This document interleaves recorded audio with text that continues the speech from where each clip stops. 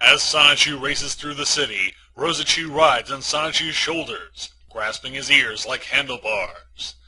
Together they listen to Magi-chan's psychic report on the battle, and weep bitter tears over the destruction. Just an update for you two, Magi-chan says.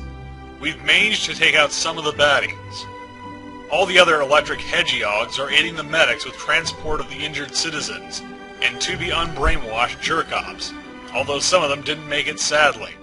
The Autobots are cleaning up the PVC citizen Decepticlone parts to be transported to the army bases for recycling. The quick Power Rangers took down the supersized B-Manager and Murrayed Saner Comic with survivable injuries. Then they both shrunk down to their original sizes. Our police and army forces held their ground very well. Again, a few casualties within. The mall's protective dome is starting to weaken, and Slawwheel is closing in now. Our defense volunteers are worn out from their hard labor. We have one casualty here. Ivy was trapped in the elevator. The tremors made the floor under her break. She had her neck tangled in the cable. Billy Mays tired to rescue her by breaking her fall, but she got caught. And he tried to climb up to disentangle a rescue. He could not reach. The walls were slippery. Just terrible. In the distance, the quick Power Rangers Megazord stands victorious. Elsewhere, Sonichu and Excelina see off an army helicopter as it transports Decepticlone parts for scrap metal. Have a safe trip back, says Sonichu. At the mall, the surrounding area has been blasted into a burned-out wasteland from the fighting. Only the mall itself has been spared, thanks to the Emerald Dome of protection cast by Patty-chan. However, Mary Lee Walsh is closing in on the embattled shopping center, seeking to breach its defenses and take control of the seat of Quickville's government. In memory of Sonichu girl Ivy O'Neill. Later, at the Quickville Shopping Center, Mary has arrived to deliver the decisive blow of her invasion. Wielding the wicked scepter, Count Graduan, she hovers over the magic dome. And now to chant the dark spell to remove the dome, she scowls. Channeling the awful power of the elder gods of evil, Mary chants the ancient language of dark magic. Hinkle, Finkle, Linkle, Inky, Hinky, Binky, Sleeky, Boo, Bleedle. As she weaves her hideous charms, Sonichu and Rosachu arrive at the bombed-out parking lot of the mall. "Oh my god!" cries Rosachu. "She's starting her chant! Oh my god, what a mess this lot looks like!" "Stay here, Rosie, I'm heading up," says Sonichu. In a flash, Sonichu races to the entrance of the mall. Unaffected by the dome's magic, he passes through it and leaps onto the awning over the doors. Sonichu bounces high into the air, launching himself out of the dome and straight for Mary Lee Walsh's flying broomstick. As Mary continues her chant, she doesn't see Sonichu as he careens toward her. In the blink of an eye, he snatches her broom and yanks it out from under her. He then swings himself over on top of the broom, standing atop it in midair. Witch Doc, you got a vacuum cleaner?" quips Sonichu. "What?" asks Walsh, now realizing she is under attack. "How can he just stand there?" wonders Walsh. At last she notices the broom Sonichu is standing on. His own broom?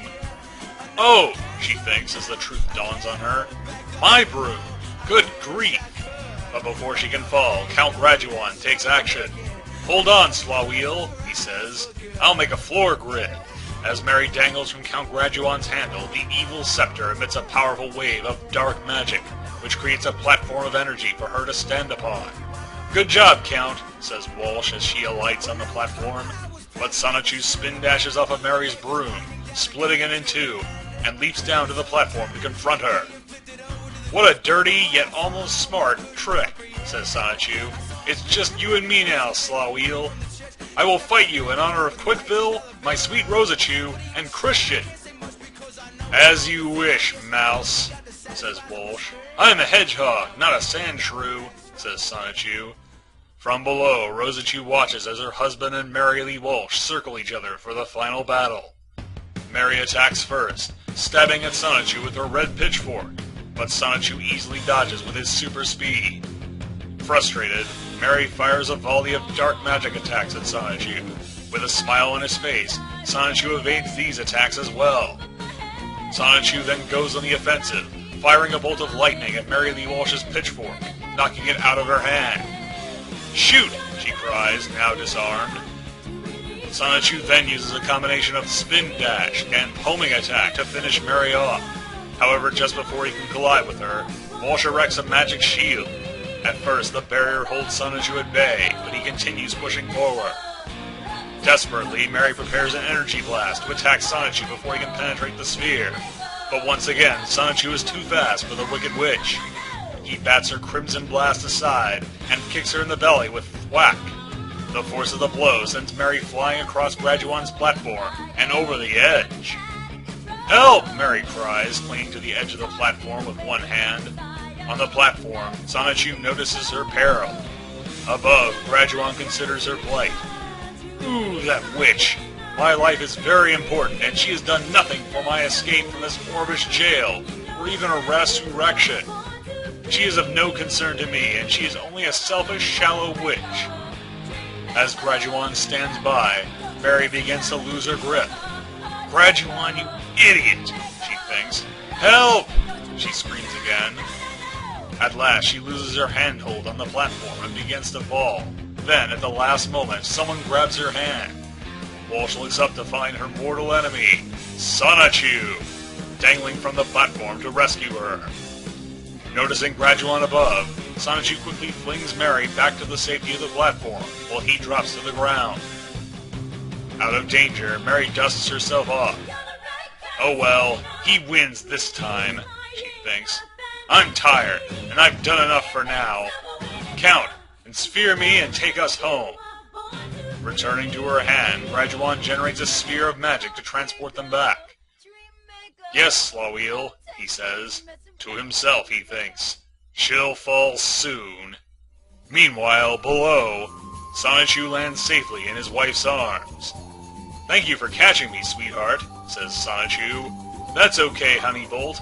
We watched her bot from down here," Rosachu says. "Why did you save her?" She sets Sonichu down and puts her arm around his shoulder as he answers. "Well, as a hero, I could not help but to answer her cry. Besides which," Sonichu explains, "the true final blow on that witch belongs only to Christian. Now, let's help put the city back together, then head home for dinner and Mary Poppins with our children." In triumph, Sonichu stands with his friends and family in front of Quickville Shopping Center. From inside the mall, Madichan observes the happy couple with a mixture of envy and revulsion.